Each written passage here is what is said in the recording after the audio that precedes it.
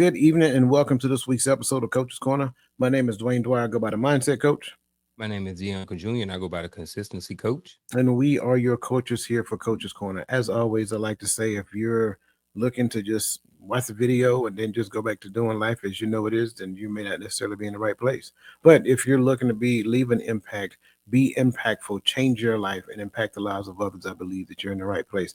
Not only you're in the right place, but I believe that you're destined to hear the sounds of my voice, the Mindset Coach, and the sounds of my brother's voice, the Consistency Coach, on this day at this hour. So that being said, let me address my brother, speak to him, and see how he's doing on this wonderful afternoon.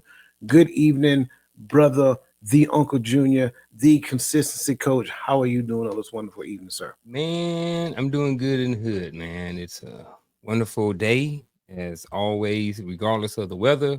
And I just am thankful and happy for another day, another opportunity to create content, another opportunity to share experiences, another opportunity to learn from you, from the chat. Anybody who's watching, I'm just looking forward to another opportunity. And overall, I am doing well on today. Good, good. I like it. I like it. Likewise. I'm doing Mm. well. Also, always look forward to these conversations. Always look forward to learning, as you said, from yourself, from the chat. Any questions and thoughts that they may have that they want to add to. Again, keep in mind what y'all see that? Did y'all see what he just did? You know what I'm saying? Like he just turned the light on. I love it. I Um, forgot I didn't cut it on. I was looking at my thing and I was like, I ain't put my thing on.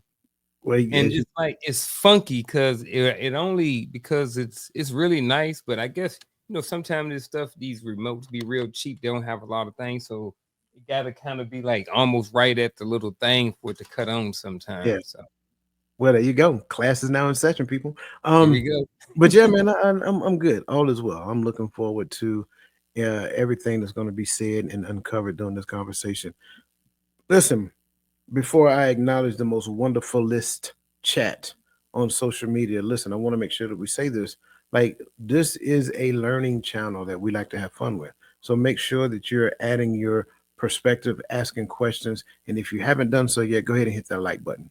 And also share it before we get started because you don't want them joining after we get halfway through the show.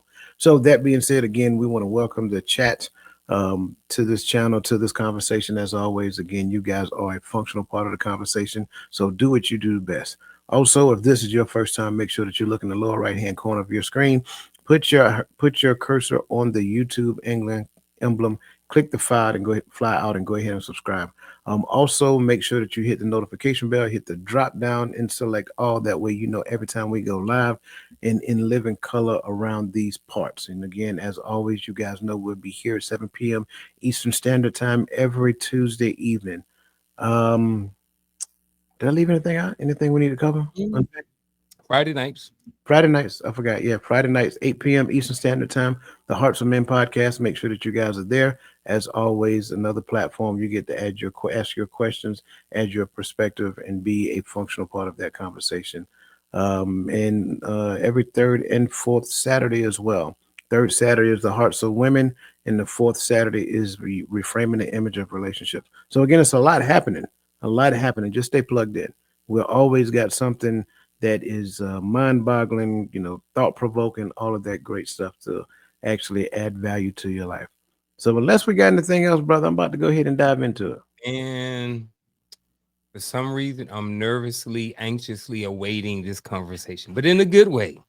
In a good way. Nervously, anxiously, Yeah. emulating. I love it. I love Yeah, but they're all good, a few weeks ago, on Friday night, I had to host, and for some reason, I was real nervous. I had gotten used to it. I got a little complacent. I got out of my shell a little bit, and I reworked a little, kind of tweaked how I did the episode that night. And um, the thing about it is sometimes when you make adjustments, it takes time to kind of get back into your groove about things. So I think that experience, along with going back and assessing it and looking over it and then just moving forward, it's trying to be really dialed in and tapped into the conversation and making sure that I do all of our conversations justice. So and especially to the audience. I want to make sure that I am presenting a good product and that we are presenting a good product. So that covers what comes with the level of nervousness. And I'm okay with it. Yeah, I like the fact that I'm getting nervous again before I get onto the shows. For a while, like I said, I got a little complacent, but now when you think about that responsibility and your why, it hits a little bit harder as to why you are up here and who you're speaking to and what's coming out of your mouth. So, um, I like that. so No, no, no. I like that, and I get that. Not only do I get that, I raise you this right here. I'm mhm, trying a new technique as well, yeah, and that new technique is all about lateral thinking. And I mm, did it on reframing the image of relationship, and it was a bit challenging, but it was actually really good. And I get it what you're saying because it's like you put this together, and you're like, I hope it works for the conversation. And it's like mhm, I know what I'm thinking in my head, but can I relay it to them in such a degree that it works? So mhm. I think we're going to get a little bit of that today. I So like it. I like I like it too. So we're going to I'm going to go ahead and get started. That yeah. way, as we start to unpack it, you guys will see what I'm talking about. What if I told you that everything you think you know about obstacles is wrong? That the wall in front of you isn't a barrier; it's a camouflage doorway, engineered by your own brain. That the stress burning in your chest isn't a warning sign; it's rocket fuel. We've all seen those people, the ones who hit a setback and lean in, the ones who treat critics like secret mentors, pressure like a coach, and failure like a treasure map.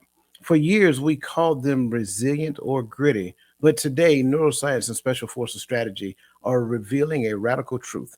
Obstacles aren't real, they're prisms, neutral events that only become good or bad based on how your brain decodes them. In this episode, we're cracking the code.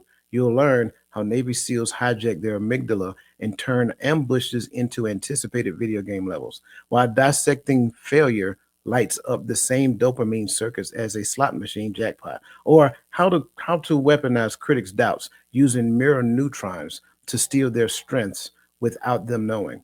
Imagine a world where burnout becomes a myth because stress is your ally, where envy and competition are just research and development for your next breakthrough, where every setback whispers, solve me, and you'll level up.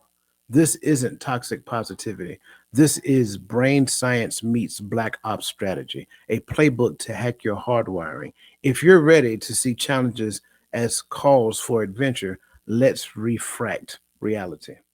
Now, as I was going into that, man, it was it was I, I like I like hearing it as I was saying it because it builds up a level of anticipation in me when it comes down to the conversation that we're getting ready to have, and I want everybody to kind of lean into this because I'm gonna start off with talking about Navy SEALs, and Navy SEALs is like the elite force of the Navy. It's like the special operations of the Army. It's like the Delta forces, if you will, and they train and train and train to the point to where they can go and do their mission almost flawlessly, sometimes pinpoint surgically, if you will. And there's an old saying that kind of goes into this to where amateurs practice until they can get it right. Well, we're talking about professionals who practice until they can't get it wrong. So Navy SEALs use what is known as pre-mortem visualization. I want to kind of put it up there so people can see it. Pre-mortem visualization is a proactive mental simulation tactic to rewire the brain's threat perception systems by pre-living challenges before they occur. And here's ultimately how it works. You have what we tend to call anticipatory neuroplasticity. So by vividly imagining the worst case scenarios like mission failures, equipment malfunctions, and things of that nature, if you do all of that in advance, SEALs activate the prefrontal cortex in doing so, which is ultimately responsible for planning and problem solving, while dampening the amygdala's threat response. This shifts the brain's default reaction from fear driven to curiosity driven so that they can get to the point of solving the problem. Next is cognitive reframing as puzzles. So doing visualization seals breakdown challenges into discrete, manageable components. This converts abstract threats into procedural steps akin to decoding a puzzle. So repetition strengthens neural pathways tied to strategic thinking, making real-world obstacles feel familiar and actionable. Excuse me. And last is what we call stress inoculation. The practice exposes the brain to simulated stressors, reducing cortisol spikes during actual crisis. Studies show that mental rehearsals enhances neurogenesis, which is the growth of new neurons in regions linked to adaptability, effectively training the brain to treat high-stakes scenario as opportunity for practice execution. Why does this really work? Because it gets us to the point, it gets the seals to the point. Um, let me make sure I'm saying it right. It's the key difference. I say it that way. The key difference from the postmortem analysis, which is unlike the examination, which analyzes brain tissue after death to study pathology. Premortem visualization is a living strategy. It leverages neuroplasticity to reconfigure threat pathways before adversity strikes. Aligning the findings with the brain can reorganize itself through deliberate mental practice. I know I said a lot, and that was intentional to get to this point. If resilience is about bouncing back, how does premortem visualization preemptively change the brain's response to obstacles before they even happen? I think first of all, I need to clarify a little bit. Is if I was to kind of break down pre-mortem visualization, would I do it a disservice by saying it may be as simple as a proactive strategy? No, that's exactly what it is. Okay. All right. So I think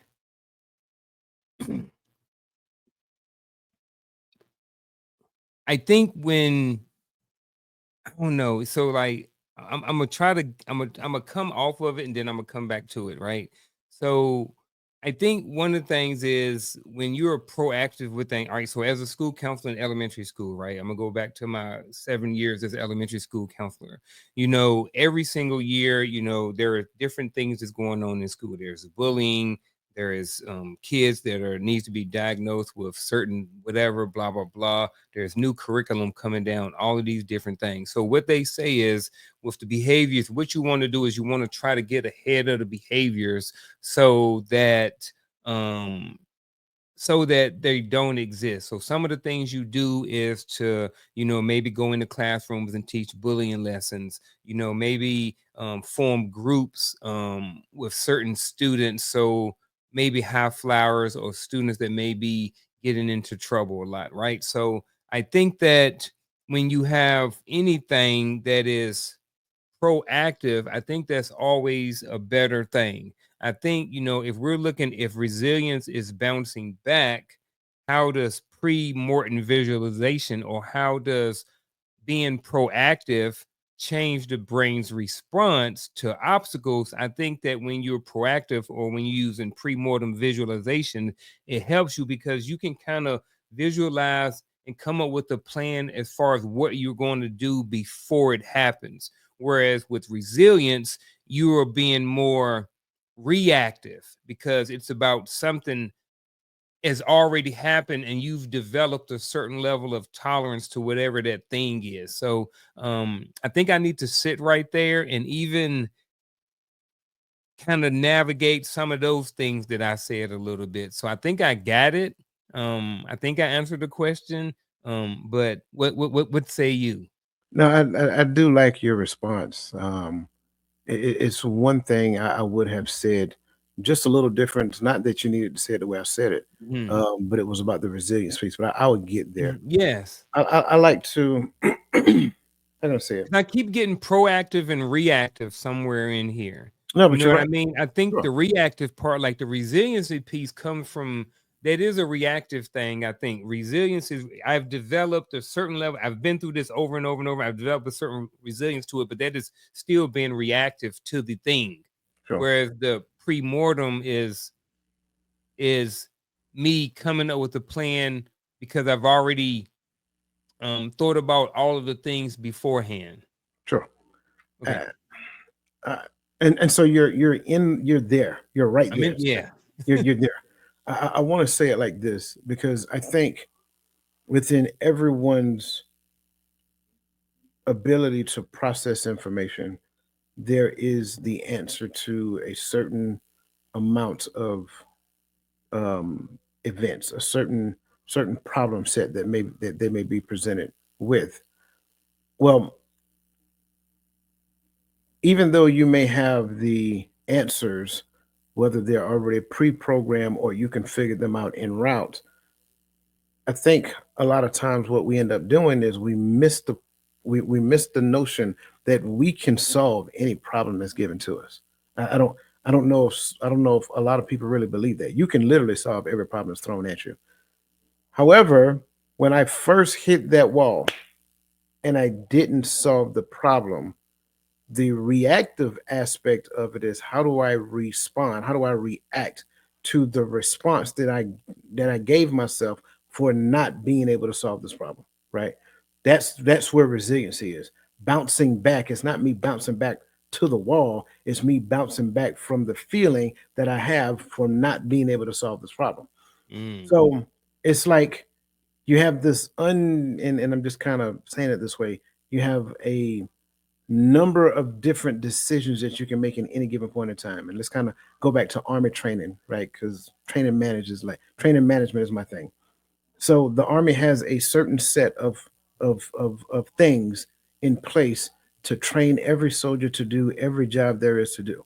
So if we're going to conduct a movement to contact, there are a number of different things that we got to train up to do so. Once we do the train up, then we go out to the field and we do all of the sub collective tasks that leads to the collective task of a movement to contact.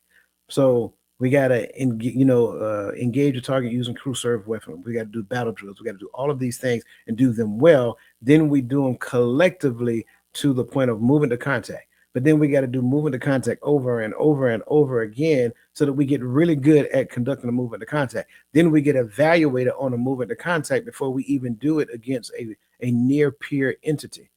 So when we look at pre-mortem visualization, how do you see yourself doing this thing before the thing become a thing or the obstacle, if the thing is what I call an obstacle? Like, how do you see yourself performing against this thing before it shows up as an adversary? When we look at it from that perspective, now I've already practiced against the obstacle before the obstacle presented itself. And I've done it over and over and over and over again. So now in my mind, however this obstacle presents itself, it doesn't really matter because I considered all different aspects of this obstacle coming up against me. And if I didn't get it right before, I back up, I have a conversation about it, we kind of share thoughts, informations of what we thought we were doing, and then we do it again. So now resiliency is not a thing. It's like it's like in our mind we turn it into like a video game scenario so that when the obstacle presents itself, I don't have to waste resiliency on it because I know, oh, I see what I did wrong, let me do it again. So there is no space between me taking the time and soaking in my feelings. No, I go back and I attack this obstacle again because I've already figured out what I did wrong when in the midst of doing it. So now I hit it again because I'm fresh and I'm ready to go. Did that make did Yeah. that make it? Okay. No, it makes sense. I get it, and I definitely understand how you added to and and clarified the resilience piece right there because I got it, but I was still trying to figure out how to make that connection. But you made the connection for me, so I got it now. Right. Like I said, I thought I knew you had it, and that's why I Hmm. turned it into military training. And I Yeah, think the piece for you, and you can tell me if I'm wrong, I think the connecting piece for you is like you've been in the army for 20 more years. So yeah, you understand training. So once yeah. you heard that, that's what made it closed circuit. Yeah, you made the connection, yeah. Yeah, Sometimes for me, I need like an analogy or something tangible that I can really relate to, sure. as for me, because I'm more of a visual learner. I can learn different ways, but my go-to and what's easiest for me is the visualization or the hands-on piece. So if I Yeah, can connect it to something, it's more likely to stick, yeah, at least with me. Yeah. yeah. I get that, and I think one of the most, and I use the military reference. I think one of the Mhm. most difficult things for me early in my career was being able to get the right mindset to be able to do that, because you got to realize you're still doing these things, you're still living this life, you're still pressing forward, motivated, running gun ho towards this obstacle, expecting the obstacle to present itself. And when it presents itself and it looks larger than life, but you do the things that you've trained to do, then next thing you know, it's like, oh, this is a lot more of a heavier lift than what I thought. It's like the thoughts that go through your head, they'd be like, man, I don't know. I don't Mhm. know. So I guess in my mind, like, why do affirmations like I can handle this often fail, while the SEAL style tactical visualization makes obstacles feel like a game instead of a threat? Why do affirmations like I can handle this often fail? I think a lot of times why affirmations fail is because there are nothing but affirmations. There are nothing but words that people use and people say. You Right. know, like people will say, I can handle this. But if you don't have the skills to handle it, then the affirmation is nothing but word talk. So I think that's why, right? So Mhm. I think one is just talk and one is action slash plan, right? So when you say, "Hey, I I can handle this," well, if you don't have any skills to handle whatever it is you're going through, you can affirm things all day long, but nothing is going to happen because you don't have the skills or the whatever information, whatever it is you need to handle whatever it is that you're trying to handle.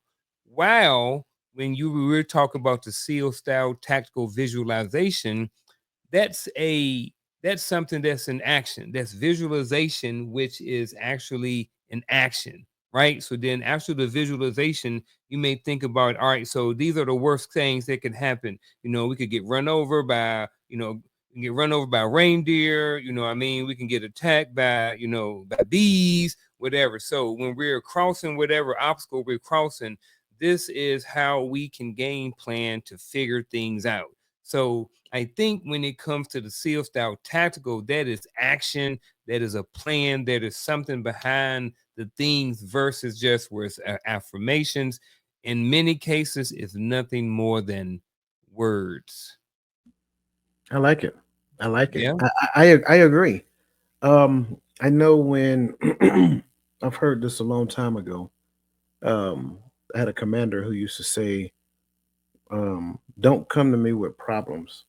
Come to me with solutions." Like, he wasn't saying don't present his problem to him, Hmm. right? Present the problem, but present the problem in the solution that you came up with, or a way to mitigate the problem, as you present the problem. And I thought that was a great concept, because what he is saying at that point in time is that just being able to identify a problem is one thing, but how much thought power did you put into the solution to that said problem? Well, affirmations don't necessarily apply any thought power to a problem set, but when you go through the video game tactics, you are considering the problem set compared to yourself and the resources that you have at any given point in time. So when I say I can handle this, it may not necessarily consider anything about this obstacle that I may have to face. It may not necessarily say anything to the resources that I have coming up. It might just be my lofty idea of a thing in that given moment. But what happens now when I visualize me going up against this obstacle? This obstacle looks like this. What do I need to attack this obstacle? What are some of the resources that I need to augment my shortcomings when it comes down to going up against this obstacle? So I love this notion, which turns it into a game, because at the end of the day, you ready to go? Yep. You ready to go? Yep. All right, let's do this. And we turn to Leroy Jenkins. And if you've never seen the Hmm. Leroy Jenkins, if you've never seen the Leroy Jenkins video, just type it in. It's old, but it's funny. Real old. Um, yeah, I know, right? And so that's what it is. But it makes sure that I ensure that I have everything at play when I tend to go up against this obstacle to where I can handle this. mm, I'm good. No, not so much. So I like what you said about these affirmations, because a lot of times that's how we go into life. We take these affirmations and think because I affirm a thing, I'm equipped for the thing. That's not true. Just because you affirm a thing does not necessarily mean that you're equipped for the thing. But I will also say you can affirm the thing so that you can recognize that you need to go and get equipped for the thing. Because I can handle this may not necessarily mean right now. I can handle this can also mean I need to go back and do tactical and do some type of pre mortem visualization to ensure that I prepare for this thing that I'm claiming that I'm handling. So I'm Mhm. all over the place intentionally, but I don't want to present this as a means to end in any version. If you're the type of person that do positive affirmations, that's fine. But do something else to go along with the thing that you're affirming. Don't expect the affirmation to do it for you because it never was intended to. All the stuff that I was about to say, you just said. So My I bad, ain't bro. about to repeat it. No, it was about pretty much the same thing. Like I don't like I'm not we're not up here talking negative about affirmations. Like Hmm. if you want to affirm things all day long, do it. You know what I mean? I think it's a good thing, but I don't think, like you said, that it stops with just affirming. I know people wake up every day, they get to work and they say, you know what? I ain't gonna cuss nobody out today, right? Well, if you haven't been working on yourself and you get triggered, then you probably going to cuss somebody out. So just having the affirmation, but like you said, at the same time, maybe in that moment, maybe you will recollect on that affirmation that you made in the morning. So again, I'm not here to trash or beat down affirmations, but like we were saying, it's not just affirmation, it's affirmation plus. Absolutely, absolutely. So I think I'm gonna continue this conversation along the vein that we're heading in, um, because you're right. So one of the things that we got really good at in the army was this thing we call AARs, after action reviews. And Hmm. after action reviews gave us the opportunity to analyze what actually happened in the midst of trying to do a thing, but we may not have done it as well as we expected it to. So, in other words, we were doing something that kind of goes along with a failure autopsy. But we got to realize that just because we may not have achieved the level of success that we wanted to, it doesn't mean that it was just failure. No, it was the opportunity to create a blueprint for moving forward, right? And so I kind of want to start there because this here kind of brings into the notion of this thing: emotional extraction, pattern archaeology, and reward reboot. Now, dissecting setback through emotional extraction, pattern archaeology, and reward reboot rewires the brain reward circuitry to create challenges by leveraging neuroplasticity and dopamine driven reinforcement. And here's how each stage works. There's three aspects to it. When we start talking emotional extraction, we're talking about neutralizing threat and activating curiosity. So we acknowledge our emotions, such as frustration, shame, so forth and so on. And during setbacks, disarms the amygdala's threat response, shifting the brain from fight or flight, to a calmer analytical state. This reduces cortisol and primes the prefrontal cortex for problem solving. So, by labeling emotions without judgment, you create psychological distance, allowing the brain to reinterpret setbacks as puzzles rather than threats. When we start talking about pattern archaeology, now we're talking about turning failure into a dopamine gain.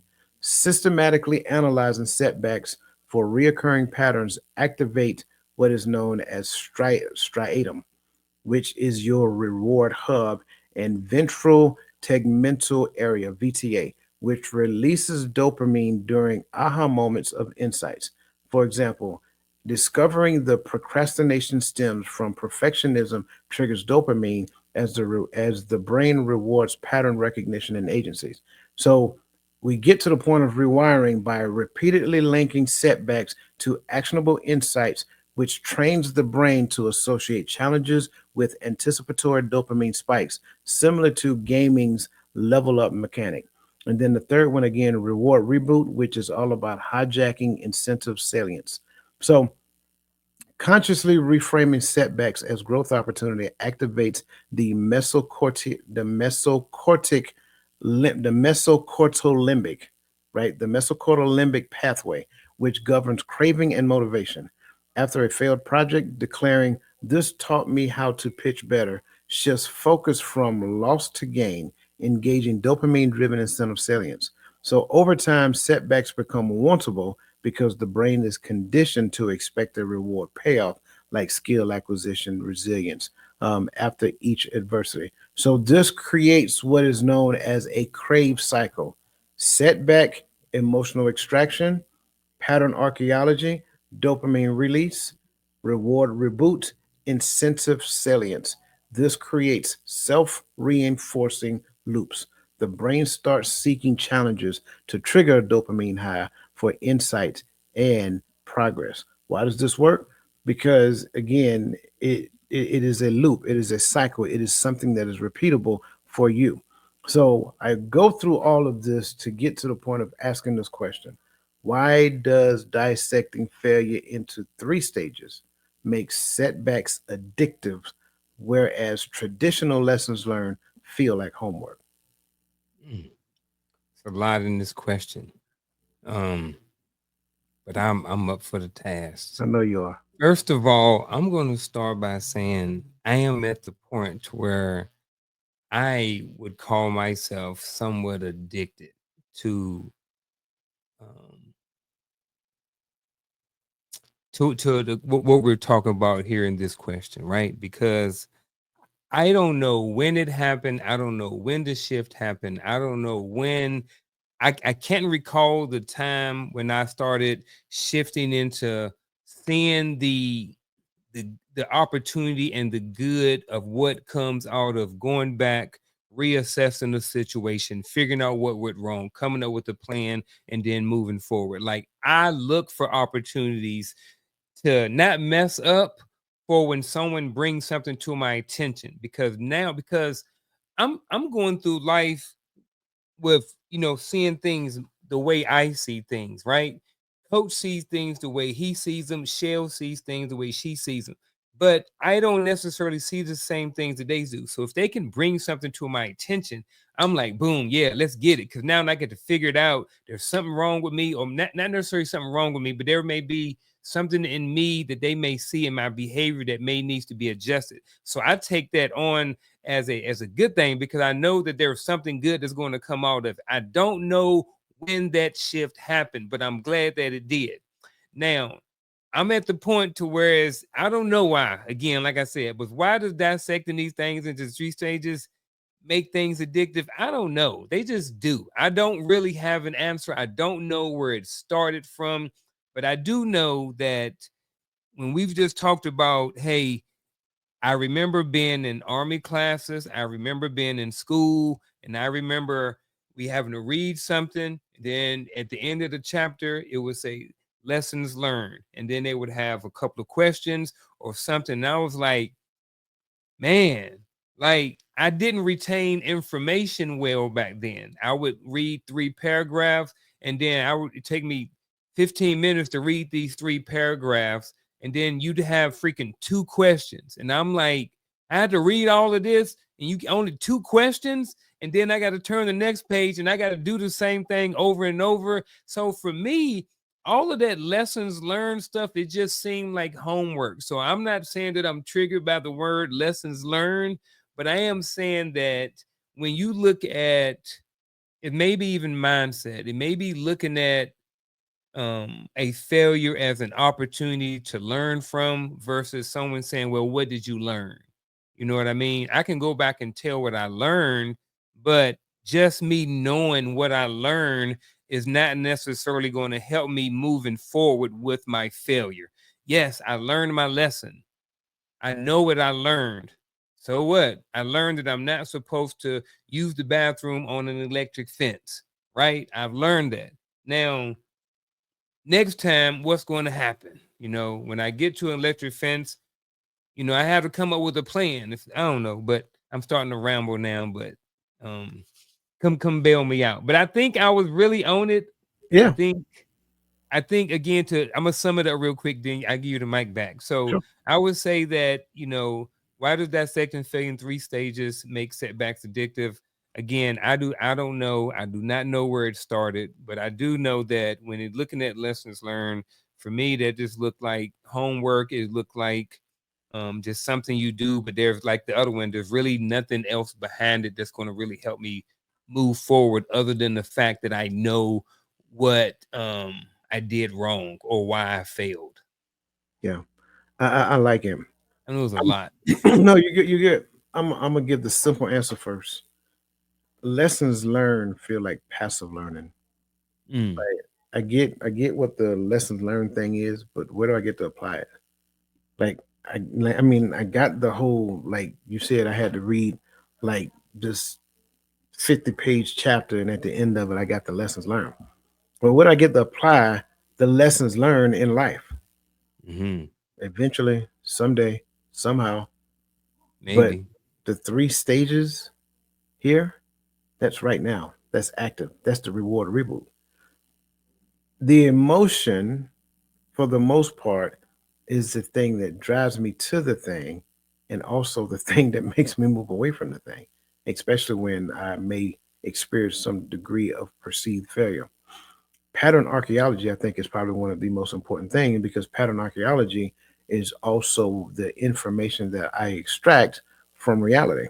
It is the information that I'm learning in real time about what's outside of me. The emotions is what's inside of me. Now, here's the very interesting thing about pattern archaeology. In the army, we used to call it pattern analysis, right? So we gather information about patterns, and then we draw a conclusion based upon the patterns that we are gathering. Same thing happens when it comes on to pattern archaeology. So, in other words, I discern what is actually going on in real time based upon the patterns that are before me. Therefore, the patterns I take and I compare to the emotions that I had. I extract the emotions, which means now I do not have this uneasiness or this feeling that prevent me from doing my best based upon the information that I learned from the pattern. Now I'm excited to reboot because I'm in a different mental space when I go back in it again. This is the exact same thing we did about AARs, right? What was supposed to happen? What happened? What did we do right? What did we do wrong? Now go do it again, because now that's what they're doing. They're taking you back through it so you can mentally put yourself back in the moment of doing the thing. And in most cases, you get to think about what were you thinking while doing the thing. So when you look at this, it becomes kind of like a neurological treasure hunt, if you will, because the only thing that stands in between me and success is me. Success is there, it's waiting on me to show up. But I keep getting in the way when it comes down to doing this thing. This problem is solvable, but for whatever reason, I keep preventing myself from solving it. It could be based upon how I feel about the complexity of the problem. Let's remove that from the equation. Now let's look at the patterns that I see in the problem, analyze the patterns, draw a conclusion, try it again, and keep trying it as many times until you achieve the level of success you want. We did that. We We did that. unpacked that. Yeah, yeah. Yeah. We Yeah. did When that. I Yeah, we did that. And we did that in the army. Yeah. That's how I say I know you know it. You know what I'm Yeah. saying? So you say you don't know where it come from? It came from Yeah. there. The wording is just different than, it just the wording just looks a little bit different. You know what I'm Yeah. saying? That's it. Because I immediately thought about AAR. When you first went into the opening monologue, I was like, hold up, you talking about engineering. I mean, you talking something, you talking about engineering. I was like, I was an engineer, I was 12 Yeah. Bravo in the army, and a lot of the stuff was relatable. And then you start speaking in special forces. I was like, man, all this stuff sound kind of familiar. You know what I mean? But I wasn't able to initially make the connection. But as I started looking at, being an engineer and stuff like that, like a lot of stuff started, it started coming together and making sense, and it's getting a lot more clear as we move on with the conversation. So Yeah. yeah. I promise you, I thought you were about to say I started speaking in tongue. But No, listen, not yet. sometimes I speak in cursive though. Um, Yeah. As you guys are listening, remember I said in the beginning, I'm practicing a concept of lateral thinking.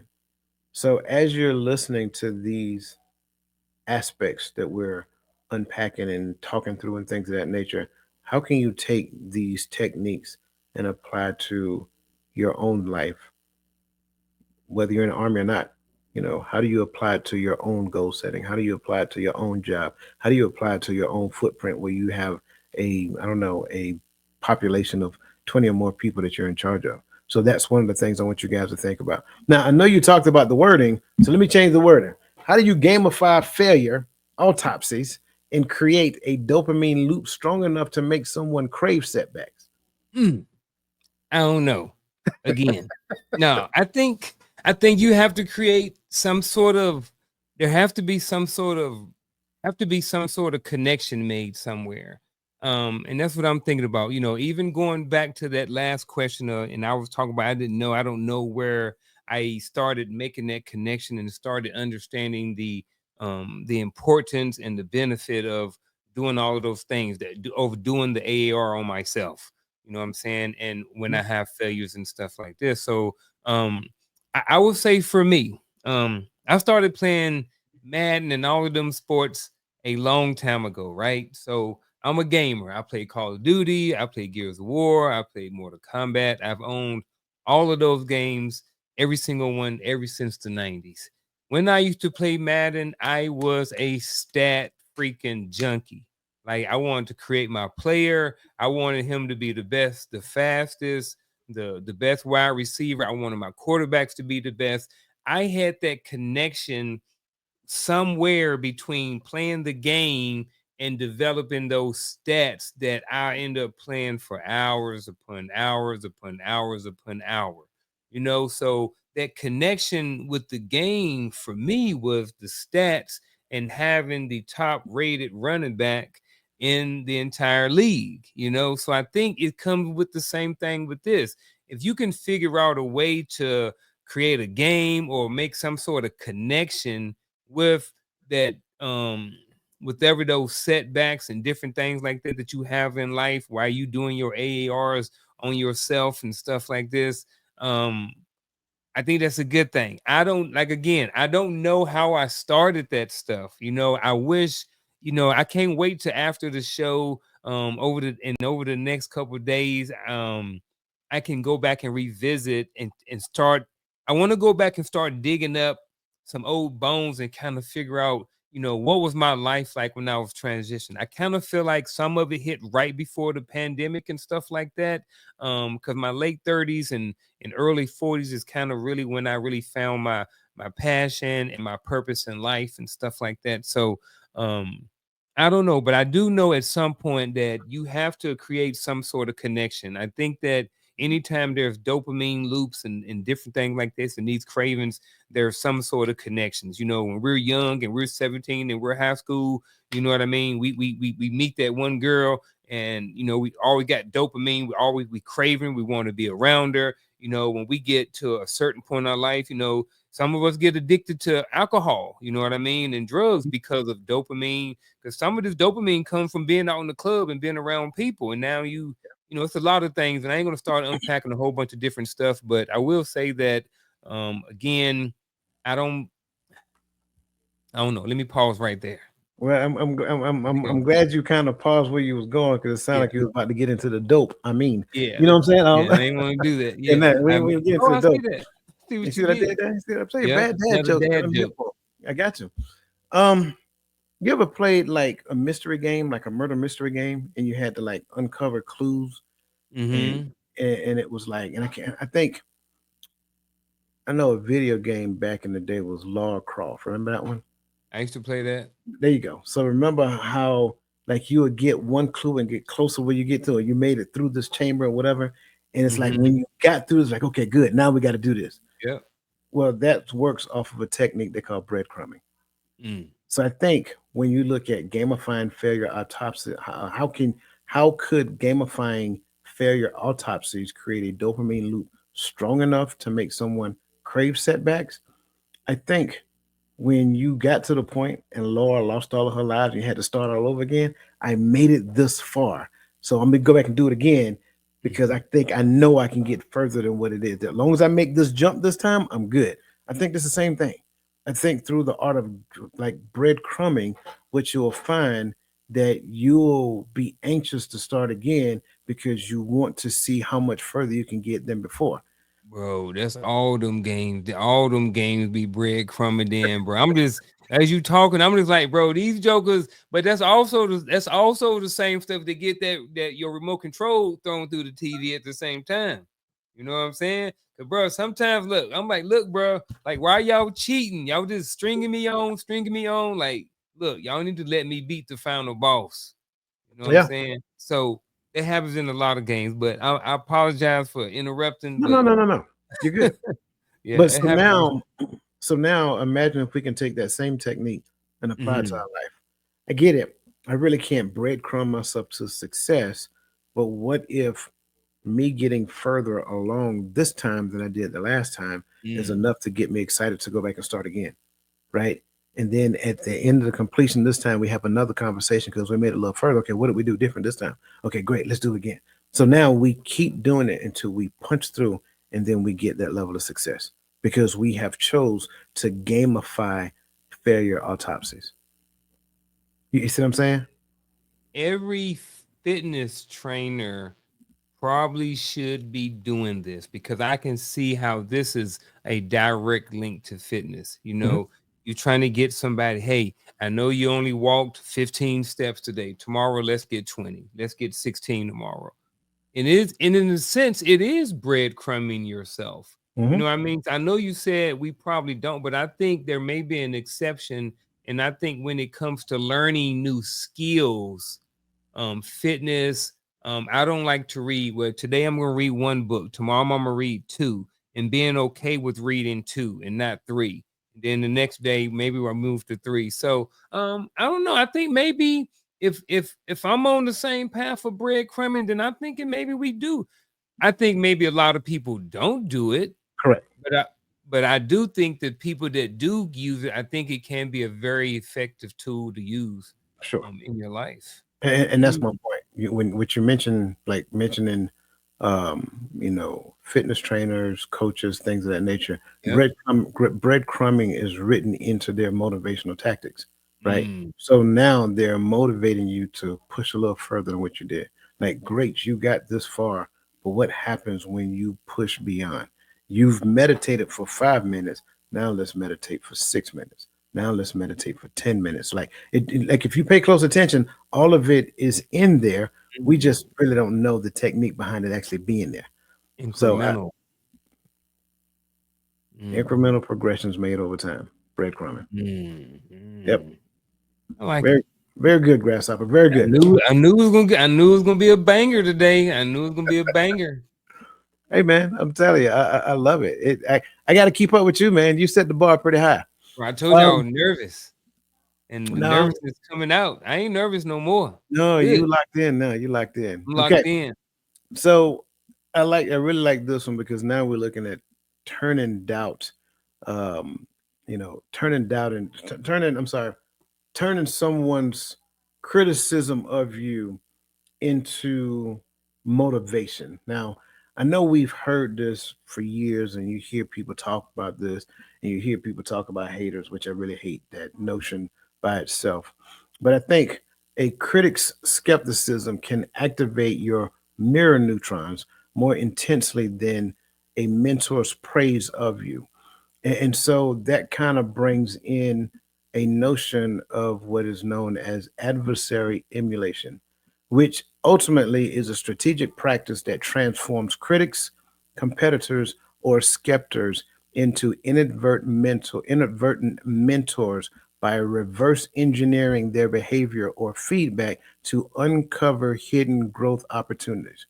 Rooted in neuroscience, it leverages neurons, which is the brain cells that activate when observing others' actions, to decode adversarial tactics and repurpose them as tools for innovation, skill building, or resilience. Instead of resisting opposition, you treat it as a live training simulation to sharpen unanticipated abilities. So, Key principles to remember here is neutral. I'm sorry, neutralize emotions. So detach from criticism's sting to mine it for tactical insights. And number two is pattern extraction. Identify recurring themes or adversarial behavior like skepticism about your public speaking, a signal to refine persuasion skills. Okay. And then the third one is skill stacking. Use emulated tactics to build unexpected cross disciplinary competencies. So I said all that just to get to the point to ask this question. If mirror neurons typically mimic positive role models, how does criticism from skeptics actually spur more creative problem solving than praise? And I'll read it again. If mirror neurons typically mimic positive role models, how does criticism from skeptics actually spur more creative problem solving than praise? Now, you ever seen 8 Mile? And this is where my mind is going. And everybody from the 313, put your right. You remember Clarence just standing there, right? So they had destroyed B Rabbit.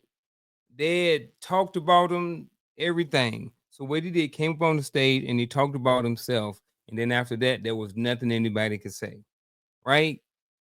I'm not saying that bullying. I'm switching to something else. I'm going over to bullying. I am not saying that bullying is wrong. I mean, bullying is right. Bullying is not right at all. Bullying is wrong. At the same time, sometimes what bullying does, it brings attention to something that you may not be aware of.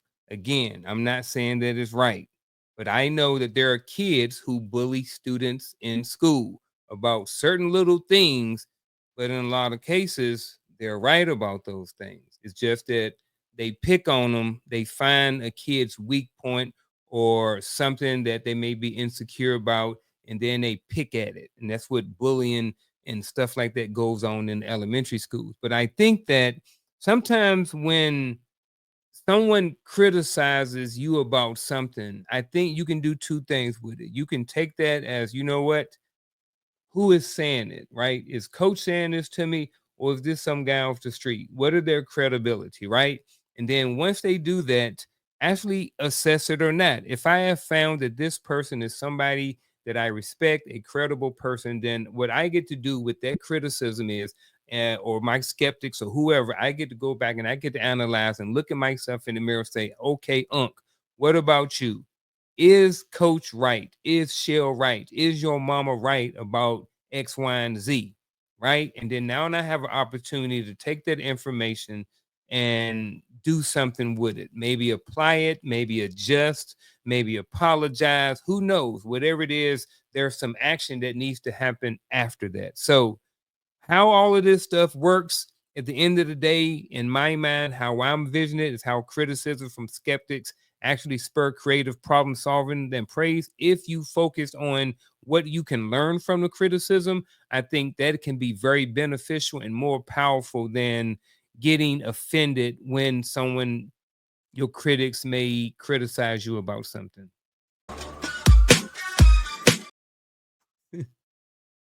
Touchdown. That was Amen. it. That was it, bro. I really don't want to take away from anything you just said because Mm, what you just laid out was perfect.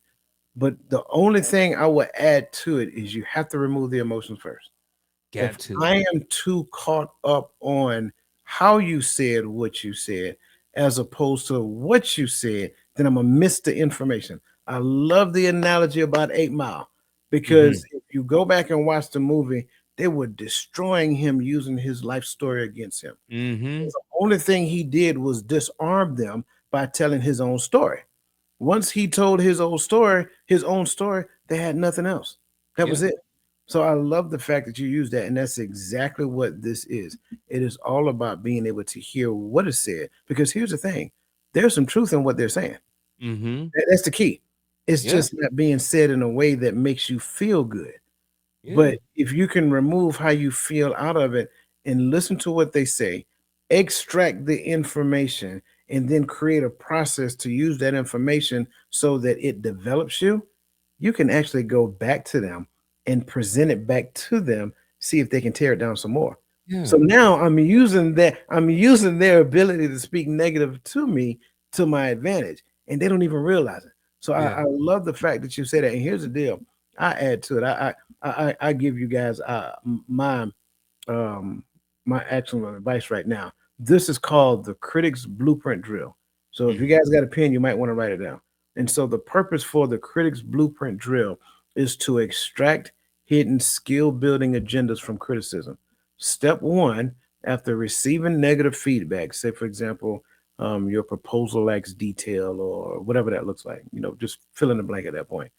Ask what underlying capability would neutralize this critique. I'm going to say it again. What underlying capability would neutralize this critique? Number two, design a 7-day micro habit targeting that skill. It could be something like practice summarizing complex ideas in 1 to 2 sentences daily. And then step three, re engage the critic with your upgraded approach using their feedback as a progress benchmark. I promise you, this will, you'll see a big difference. But the key is you have to remove the emotions from the whole piece because if you cannot do that, then you're going to struggle with it. So I Yeah. love your response. You was all over it. Yeah, the emotional piece I think is key in any any productive conversation or relationship. You know what I mean? And that's just my extra 2 cents. That's it. I love your 2 cents, sir. Great 2 cents because you, Two you killed cents. that one. I think this is the last point. And Okay. because this conversation here is so good, I think we're gonna skip the other stuff today. We're gonna skip the maximum advice which I just gave, and we're gonna skip true, false, and so forth because I think we're getting a lot out of this. Um, Mm-hmm. biohack cortisol in the cognitive rocket fuel. Prism focus is what we're talking about here, and I want to kind of put it out there so everybody can see it. Prism focus, not prison focus. Prism focus. Okay. Prism focus is a cognitive strategy that reframes physiological stress signals, racing heart, sweaty palms, things of that nature, as biological power ups, harnessing their energy to amplify focus, creativity, and performance. Unlike traditional stress management, it doesn't suppress symptoms, but it alchemizes them into advantage using neuroplasticity hacks. Most people see stress as a threat to avoid. Prism focus treats it as raw energy to prismatically refract, like splitting white light into a spectrum of actionable wavelengths. So, stress adrenaline would equal laser like focus, cortisol spikes, creative urgency, and muscle tension, kinetic readiness. How does this work? Physiological anchoring. When stress hits, i.e., presentation, jitters, whatever that looks like, notice bodily cues, fast heartbeats, tense muscles, whatever, but do not label them as bad. Instead, think this is my body's way of priming me for peak performance. I'm going to say that part again because that's the key. Instead of labeling it as bad, think this is my body's way of priming me for peak performance. Step two, declarative reframing. Use mission specific self talk to map the stress energy to a goal. Example, my racing heart isn't anxiety, it's oxygenating my brain for hyperfocus. I give you another example. These shaky hands are my body's way of heightening sensory awareness to read the room. Step three is neurochemical leverage. Studies from Yale back in 2023 showed that labeling stress as enhancing triggers, which gets to the point of dopamine release, rewires the brain to associate pressure with reward. And prefrontal cortex activation boosts problem solving over fight or flight reactions. Now, I know I said a lot.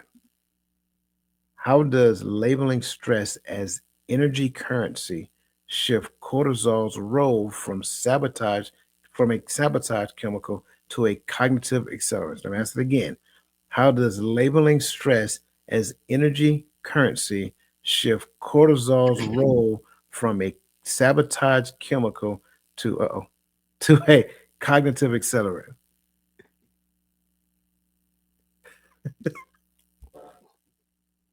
I went over to the questions in the whatchamacallit Uh-huh. to see if what I was reading was what I was reading, right? Because I don't got my glasses on. So right, because like in the stream yard, it's blue and it's lit up white, so I can see it a little bit better than with the tan or this color background.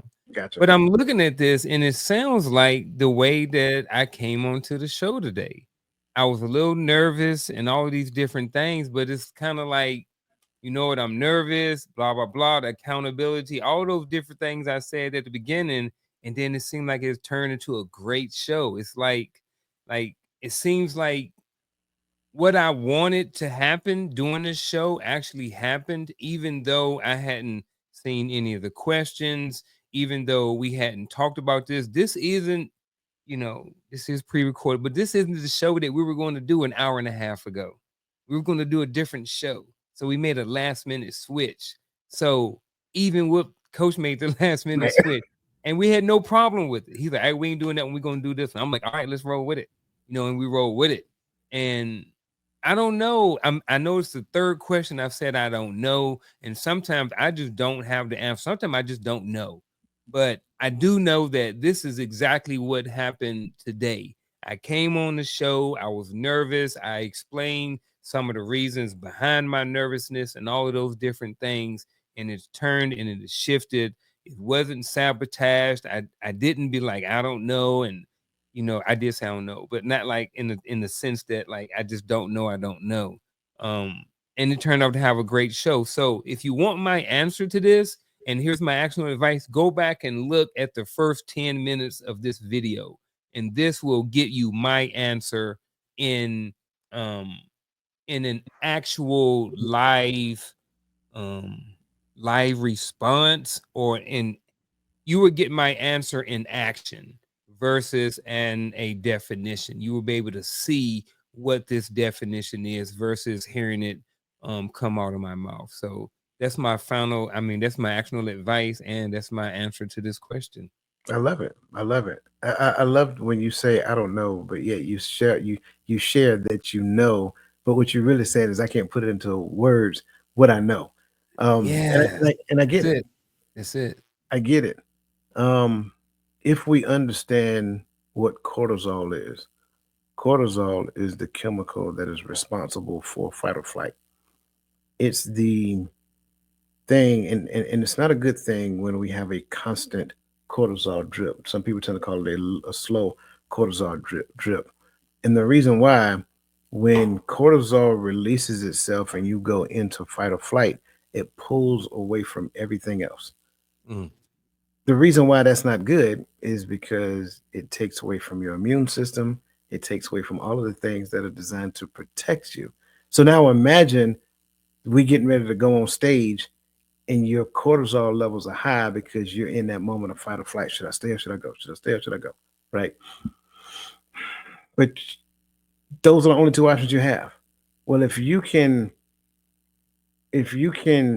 reshape this or relabel it from fight or flight to something that is more advantageous to what it is you're about to do, now that same energy now becomes an accelerant for you. It actually makes you excited. Now you're saying, instead of this nervousness that I'm having, this nervous twitch that I'm having before I go on stage, it's my body preparing me to go on stage and give the most amazing speech to these people in the next 30 to 45 minutes. When you do that, just being able to reframe it in your mind, because you got to realize the reason why you're nervous is because of what you have in your mind anyway. So mm, reframing it gets it to the point to where that cortisol now stops dripping, but you still have all of that energy built up in you to fight or flight. And instead of fighting or flighting, you're performing now. And I think that's the key. That cognitive accelerant now becomes peak performance in that particular moment. So, like I said, I love it when you say I don't know, but then you tell us that I Yeah. know, but I just can't put it into words, and I Yeah. like that.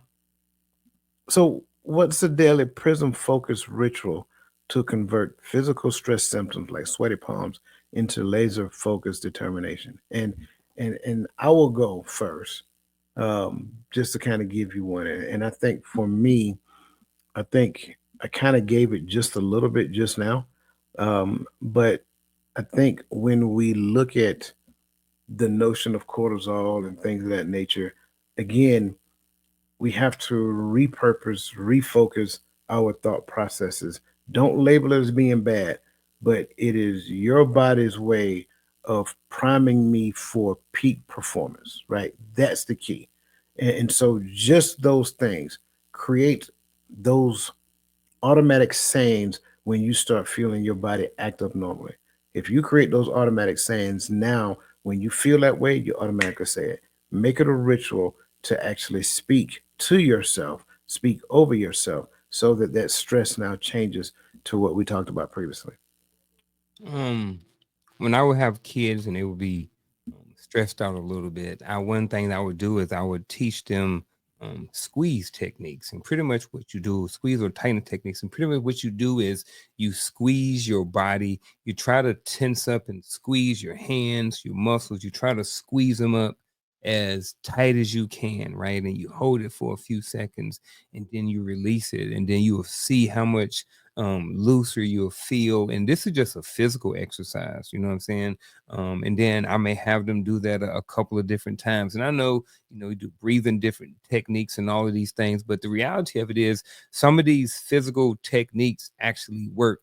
And if you're trying to eliminate stress, um, a lot of different things can work in your favor to help eliminate stress. Um, I know for me, I get sweaty palms. You know what I mean? I had sweaty palms before I came on tonight's episode. But I also understand that sweaty palms, like you said, is just it's a sign of something. You know what I mean? It's an indicator for something. So I think, once I've identified that now and I know what to do with the indicator. So I didn't want to speak too much on it. I know we wrapping up and stuff like that. So um yeah, that's all I got to say about that. Yeah, man. Mhm. I love it. Um, I think there's one other, Mom's a and spaghetti. His vomit isn't on it, the sweater already. Mom's spaghetti. Back to Eminem. I'm about to say, you doing Eminem again?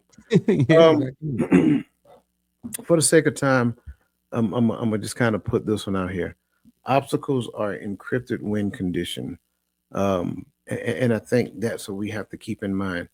And one of the things to go along with that is that we need to consider every obstacle hides within it the conditions to not only to defeat it, but for the condition for us to win.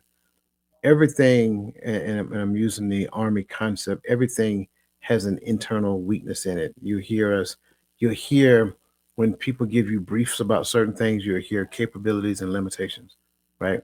So if I know the capabilities of a thing, that's the strength of a thing, the limitations of a thing is the weakness of a thing.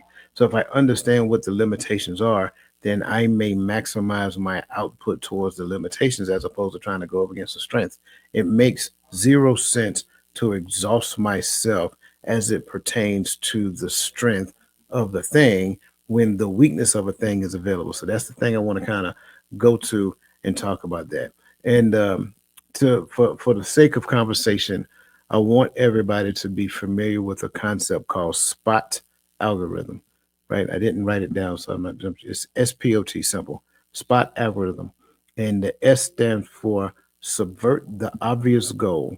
This isn't about winning, it's about data collection. P, pivot to adjacent possibilities. Use obstacle as misdirection. O, oblique observation. Study the obstacle's context, not the surface. And T, trigger asymmetric payoff. Outcomes rivals didn't account for. Okay? And so I think that's when we practice Spot's algorithm, I think it becomes an awesome thing. So, last question of the day. How does the Spot algorithm force us to treat obstacles like encrypted puzzles where the obvious goal is just a decoy. Now, read spot algorithm again. S, subvert the obvious goal. This isn't about winning, it's about data collection. Pivot to adjacent possibilities. Use obstacles as misdirection. Oblique observation. Study the obstacle's context, not its surface. Trigger asymmetric payoff. Outcomes rivals didn't account for. This is my first time hearing this term. So I am going to be very light with my response. All right. Um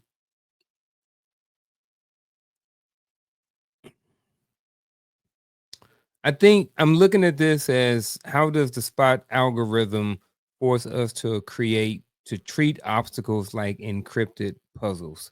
So I'm just going to take that out and I'm just going to use treating obstacles. How does take that out, put anything in? I don't know. I don't want to do that. I don't want to take away from the question, but I also want to answer it and not trash it. I want to still want to be able to do justice by it.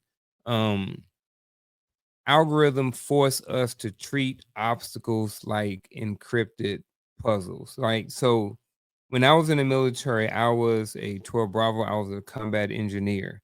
And one of the obstacles that we learned on was the something called the 11 row. And what the 11 row was, it was 11 rows of concertina wire. And every so often there was like a big telephone pole or a log in between it. And then there was more concertina wire stacked on top of it, and it spread across like a road or a certain level of blah blah blah. Right. So what we did as engineers was, our job was not only to create obstacles, but also learn how to breach them.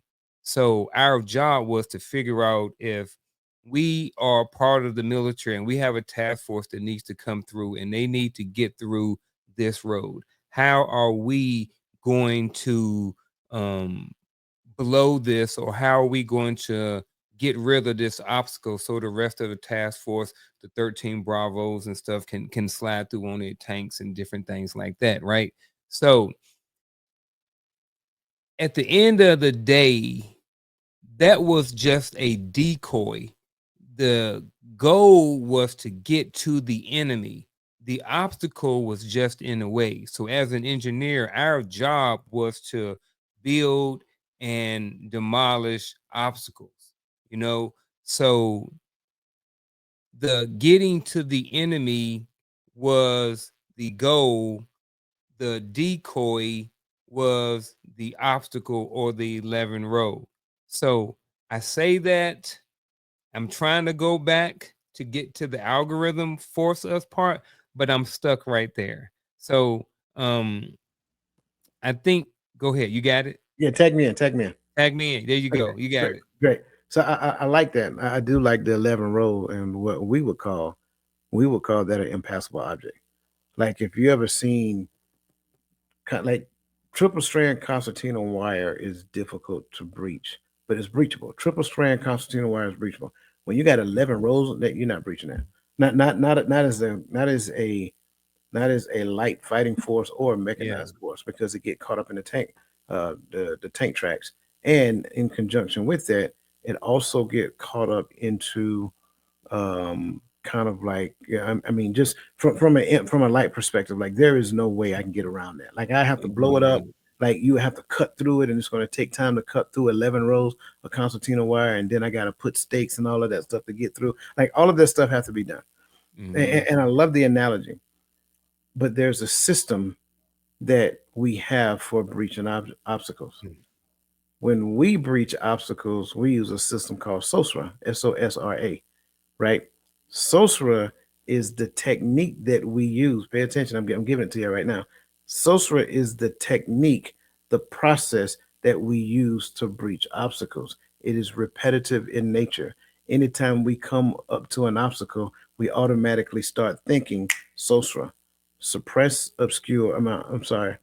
Um, yeah, suppress, obscure. No, yeah, suppress, obscure, secure, reduce, and assault, right?